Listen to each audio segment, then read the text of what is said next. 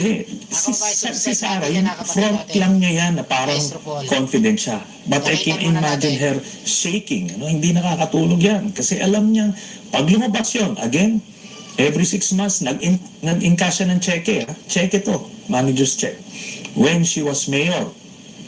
Tapos every 6 months, pati yung mga kapatid niya, si Digong, si Hanilet, lahat sila tumatanggap ng dividendo from a drug lord.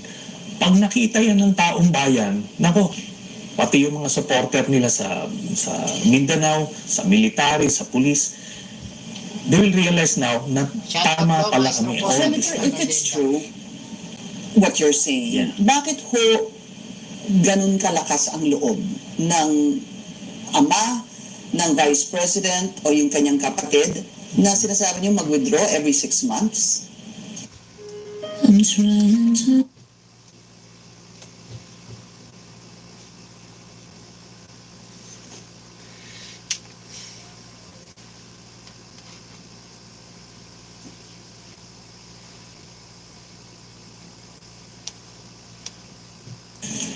gawin ito. Dahil Kung totoo. Yes, dahil meron silang impunity. Remember, nung mayor si Duterte sa Mindanao, sa Davao, 30 years yan, akala nila doon lang sila So hindi nila inisip na aabot sila sa national, na magiging vulnerable sila, subject sila sa scrutiny.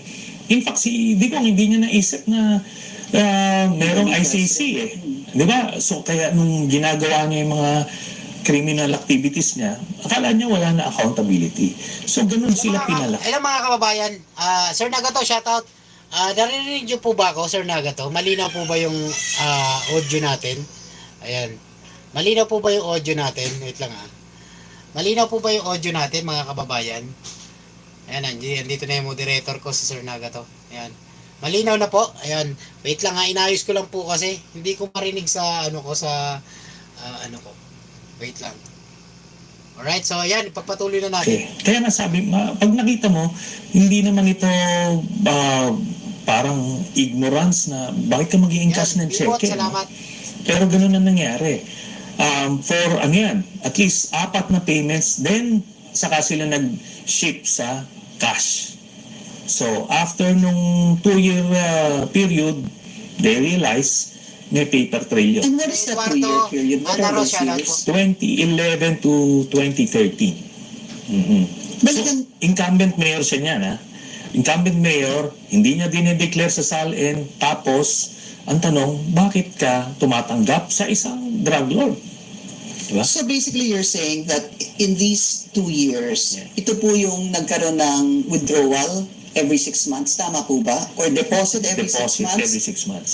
But you also mentioned that they would encashment. Nung una kasi yung dividendo, cheque, manager's check. So, ini-encash nila every 6 months. Pero eventually, dinideposit na lang diretso sa kanila.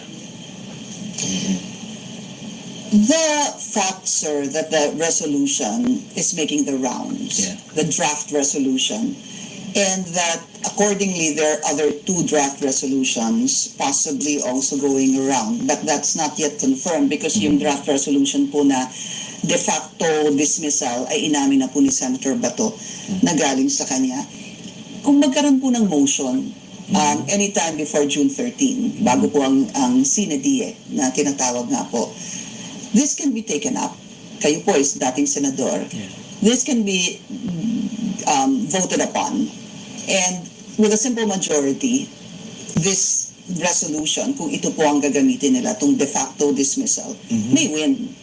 Ano po mangyayari pagka yun po, nagkaroon po ng botohan at nanalo po ito yung dapat na i-dismiss, yung trial ni Vice President Sara Duterte?